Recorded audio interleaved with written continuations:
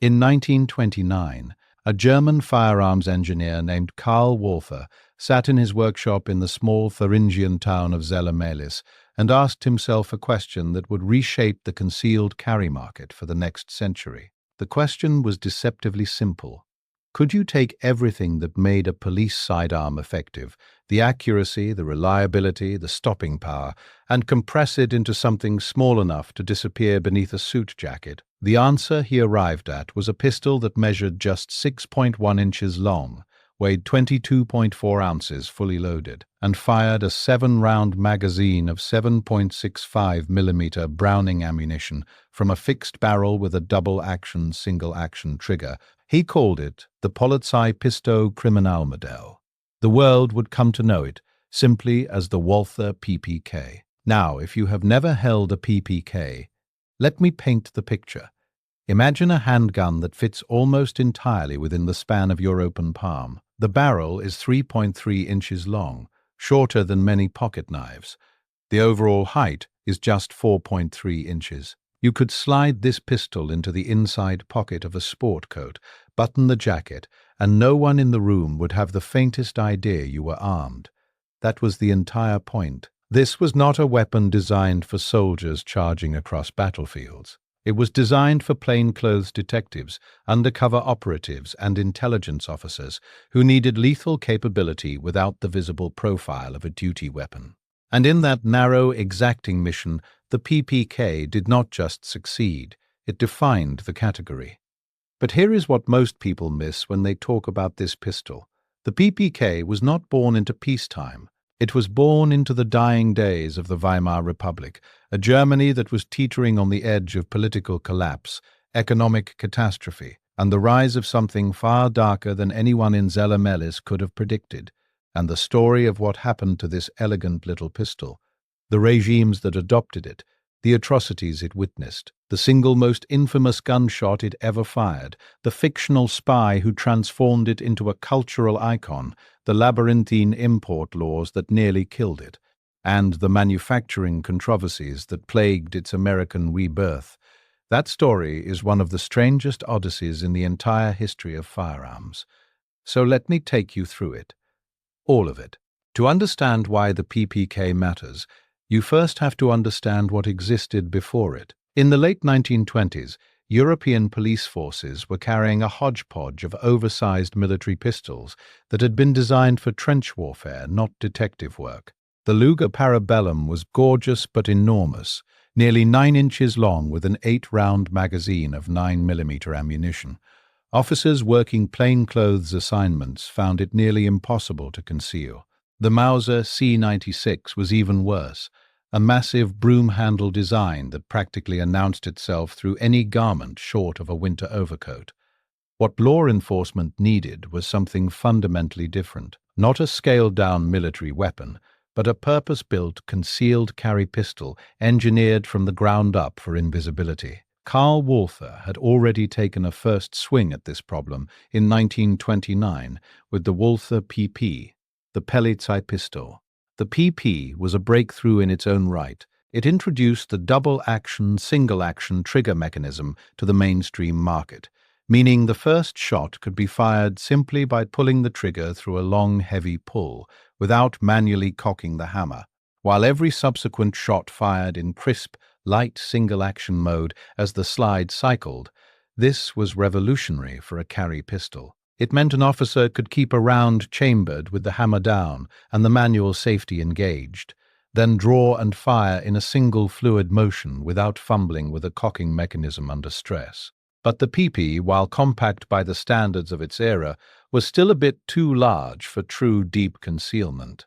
Its grip was long enough to accommodate an 8-round magazine, and the overall length pushed past 6.7 inches, so Walther went back to the drawing board and asked what could be trimmed. The answer was roughly half an inch from the barrel, a fraction of an inch from the grip, and 1 round from the magazine. The result was the PPK, mechanically identical to the PP, but physically smaller in every dimension that mattered. The grip was shortened by incorporating a distinctive wraparound design with a finger extension on the magazine floor plate. The barrel was trimmed to 3.3 inches, The overall weight dropped to 20.8 ounces empty, and the capacity went from 8 rounds to 7 in the standard 7.65mm chambering, or 6 rounds when chambered in the slightly larger 9mm short cartridge, which the rest of the world knew as the 380 Auto. The genius of this design was not any single feature, it was the integration. The fixed barrel gave the PPK inherent accuracy advantages over locked breech designs at close range, because the barrel never moved during the firing cycle. It was permanently aligned with the sights. The blowback operating system was mechanically simpler than the tilting barrel systems used by larger pistols, which meant fewer parts to break and easier maintenance in the field. The double-action first shot meant fast deployment. The exposed hammer meant you could visually and tactilely confirm the weapon's status in the dark. The loaded chamber indicator, a small pin that protruded from the rear of the slide when a round was seated, gave one more layer of status awareness. And the decocking lever allowed the shooter to safely lower the hammer on a live round without touching the trigger, a feature that many competitors would not adopt for decades. All of this was packaged in a pistol that weighed less than 1.5 pounds and could genuinely disappear on a person's body. German police agencies adopted it almost immediately. The Criminal Polizei, the Criminal Investigation Division, made it a standard-issue sidearm. And for a brief window of time, the PPK existed in a relatively innocent context, a well-engineered tool for law enforcement professionals. That window closed in 1933, when Adolf Hitler and the National Socialist Party seized power in Germany. The entire German arms industry was swept into the machinery of the Third Reich. The Walther factory in Zelle-Mehlis did not escape. Production shifted to serve the needs of a regime that was simultaneously building the most powerful military in Europe and constructing one of the most elaborate internal security apparatuses in human history. The PPK became the favored sidearm of the Nazi officer class, not the front-line combat troops, who carried the Luger and later the Walther P08, but the officers, the intelligence operatives, the Gestapo agents, and the senior party officials who wanted a weapon that projected elegance and authority, while remaining concealable beneath a tailored uniform tunic. There is a dark irony here that should not be overlooked. A pistol designed for legitimate law enforcement was adopted enthusiastically by a regime that perverted the very concept of law enforcement into an instrument of terror. Gestapo agents carried PPKs during interrogations. SS officers wore them as status symbols. The weapon's compact elegance, the very quality that made it a masterpiece of industrial design, made it equally attractive to men whose missions ranged from intelligence gathering to acts that history would later classify as crimes against humanity. And then came the single most infamous moment in the PPK's entire existence. On April 30th, 1945, in a bunker beneath the bombed-out ruins of Berlin, Adolf Hitler used a Walther PPK chambered in 7.65mm Browning to take his own life, as Soviet forces closed in on the city above. The historical record is not entirely settled on every detail of those final moments.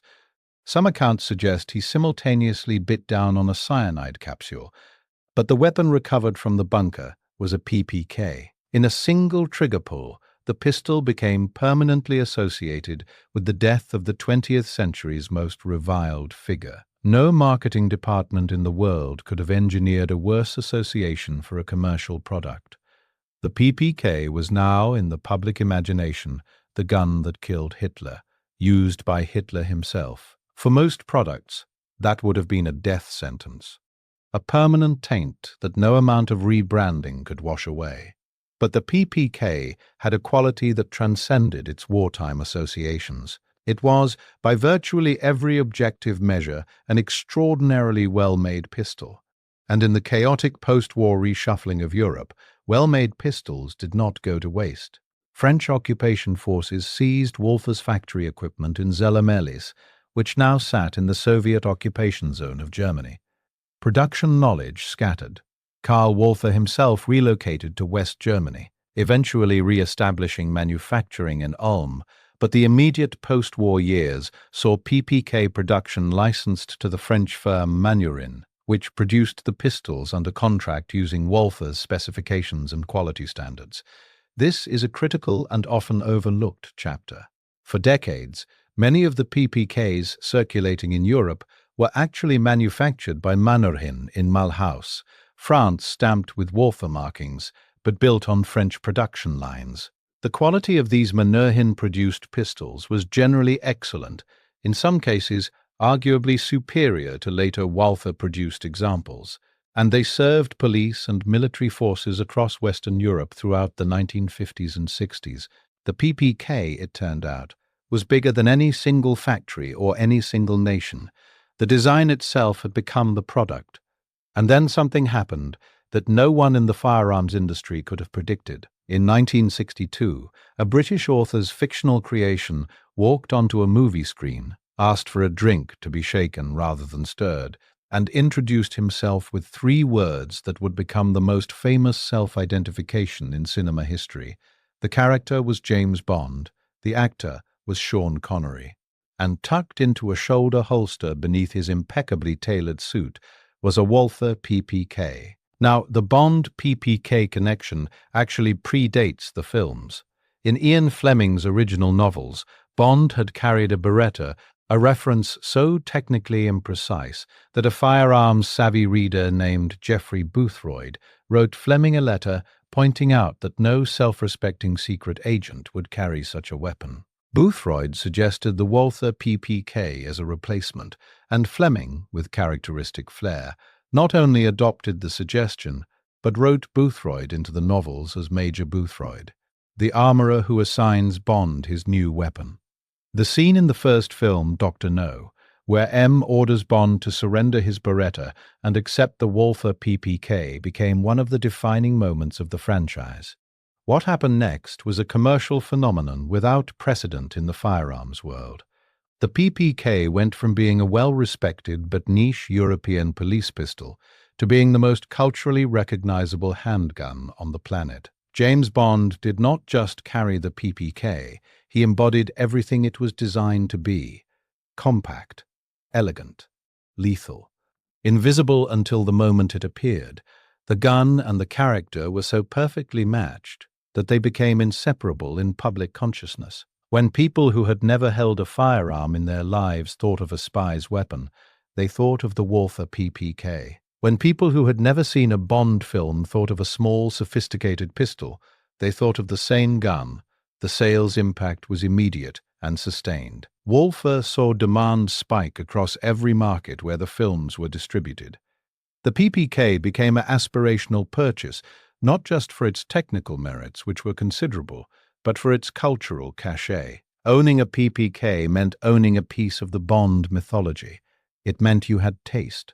It meant you understood that true capability did not need to announce itself with size and flash. This was perhaps the first time in history that a fictional character had single-handedly transformed a firearm from a professional tool into a lifestyle statement. But even as Bond was elevating the PPK to iconic status on movie screens around the world, a bureaucratic challenge was emerging that would nearly kill the pistol's commercial viability in its single largest potential market. In 1968, the United States Congress passed the Gun Control Act, a sweeping piece of legislation that included, among many provisions, a set of import restrictions on foreign-manufactured handguns. The law established a point system for evaluating whether a foreign pistol met the criteria for legal importation, factors like overall length, height, weight, caliber, and the presence of specific safety features. Pistols that did not accumulate enough points were barred from import. The Walther PPK, in its original German-manufactured configuration, did not meet the point threshold. It was too small, too light, too short. The very qualities that made it a masterpiece of concealed carry design made it, under the letter of American law, an unimportable Saturday night special. This was devastating. The American civilian market was enormous, and the Bond films had created a virtually insatiable demand for PPKs among American buyers. Walther was locked out of the market at precisely the moment the market wanted them most. The solution was the PPK/S, a hybrid design that mated the PPK's short slide and barrel to the slightly longer grip frame of the full-size PP.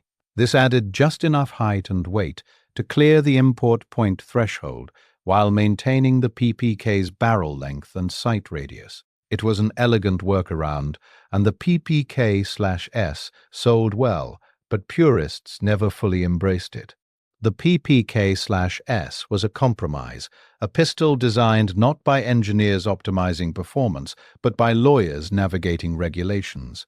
The proportions were slightly off. The grip was a hair too long for the slide. It worked, and it worked well, but it was not a PPK. For years, the only way an American buyer could obtain a true PPK was to find a pre-1968 import on the used market, and prices for these original German and French manufactured examples climbed steadily as supply dwindled and demand, fueled by every new Bond film, continued to grow. The next chapter in the PPK's American saga began when Walther entered into a licensing arrangement to have PPKs manufactured domestically in the United States, thereby sidestepping the import restrictions entirely. A domestically manufactured pistol did not need to meet the import point system. The first major American production partner was Smith & Wesson, which manufactured PPKs and PPK/S models in their facilities. Later, production was handled by Walther's own American subsidiary, and this is where the story takes a turn that still generates passionate debate among firearms enthusiasts. The quality of American-manufactured PPKs has been, to put it diplomatically, inconsistent. Early American production runs were plagued by reports of feeding issues, slide bite, where the rearward travel of the slide pinches the web of the shooter's hand between the thumb and index finger, and fit and finish concerns that would have been unthinkable on a German or French manufactured example. The PPK's blowback design, which is elegant in 7.65mm Browning, becomes significantly snappier in .380 Auto, and American production models chambered in .380 were notorious for punishing recoil that seemed disproportionate to the pistol's size. Shooters with larger hands found the abbreviated grip genuinely painful to shoot, and the sharp edges of the slide's rear profile drew blood from more than a few unwary owners during extended range sessions. This created a paradox. The PPK remained one of the most desired handguns in America, but the versions actually available to American buyers were in many cases demonstrably inferior to the decades-old European originals. Collectors began hoarding pre-1968 German and Mannerheim-produced PPKs, driving prices into territory that would have astonished Karl Walther. A pristine wartime-era PPK with matching serial numbers and original finish could command prices that rivaled custom-built competition pistols. The gun's value had bifurcated. The name and the design were still magic, but the execution varied enormously depending on where and when a given example had been manufactured.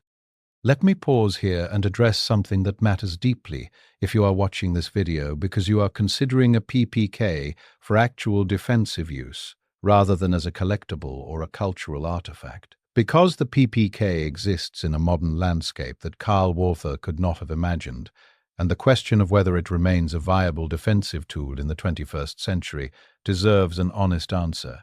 The PPK's defensive credentials rest on several genuine strengths.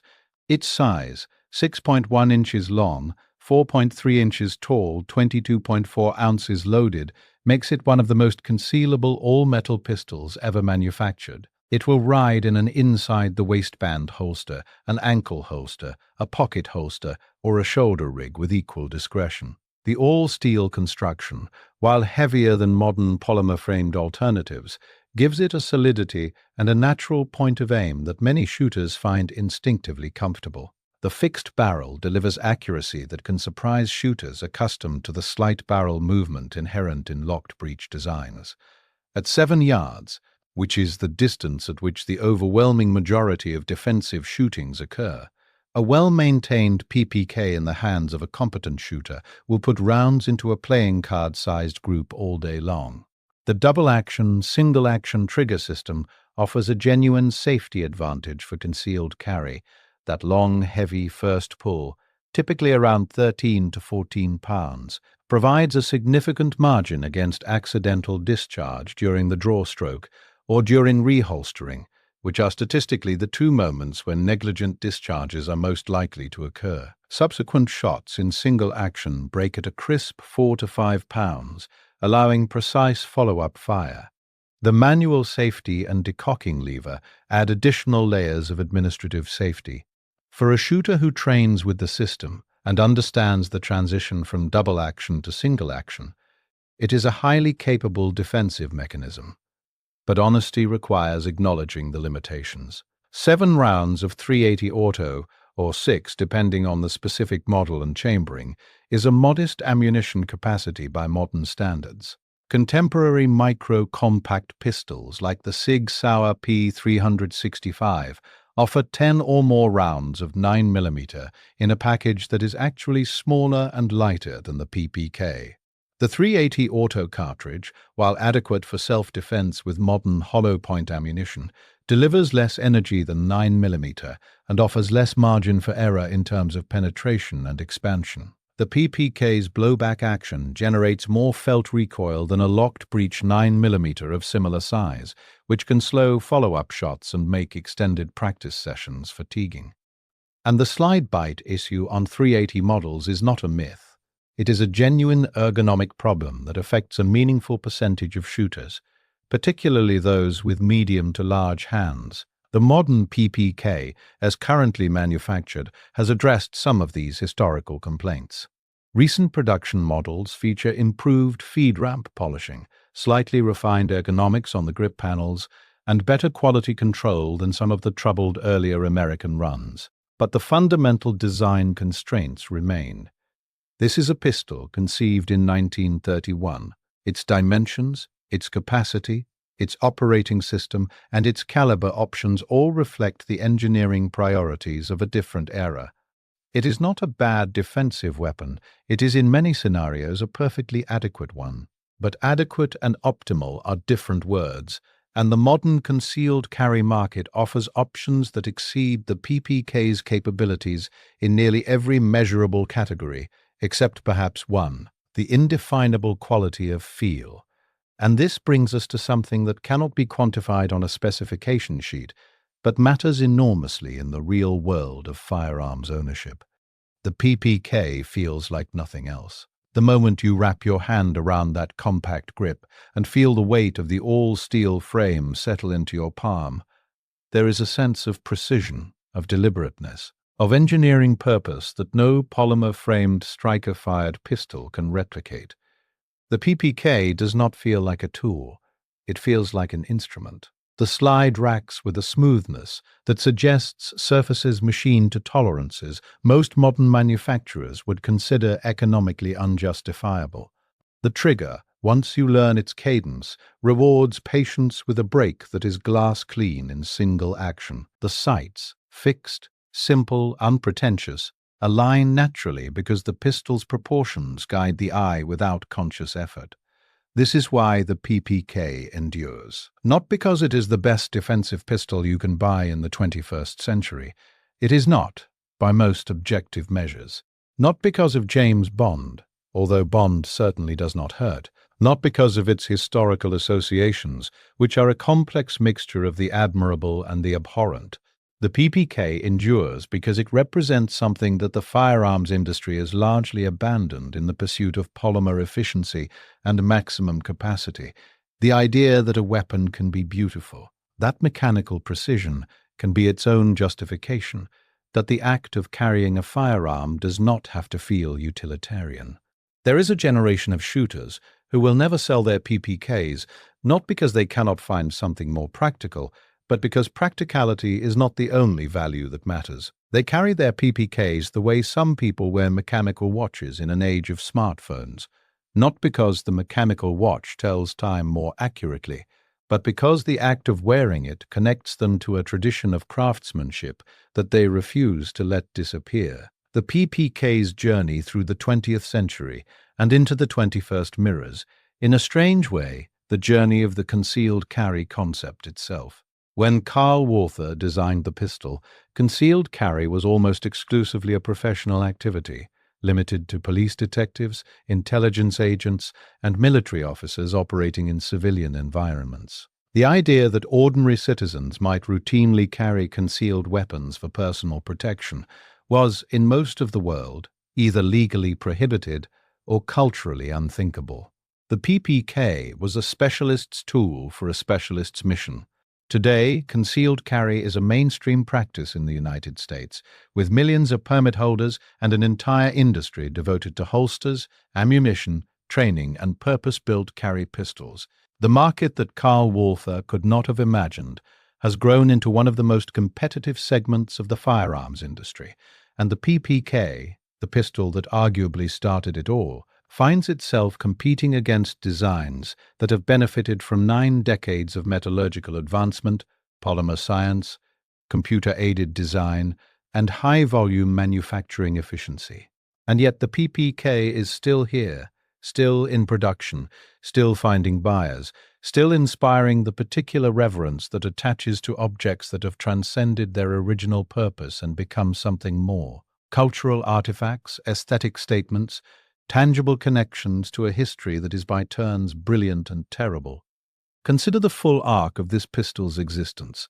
Born in the final years of Weimar democracy, adopted by the police forces of a republic that was about to be devoured by totalitarianism, carried by the agents of one of history's most murderous regimes, present at the death of that regime's architect in a burning bunker beneath Berlin, scattered across post-war Europe in the hands of occupying forces and intelligence services, manufactured under license in France by a company that had itself survived German occupation, resurrected on cinema screens as the weapon of a fictional spy who became the most enduring masculine fantasy of the 20th century.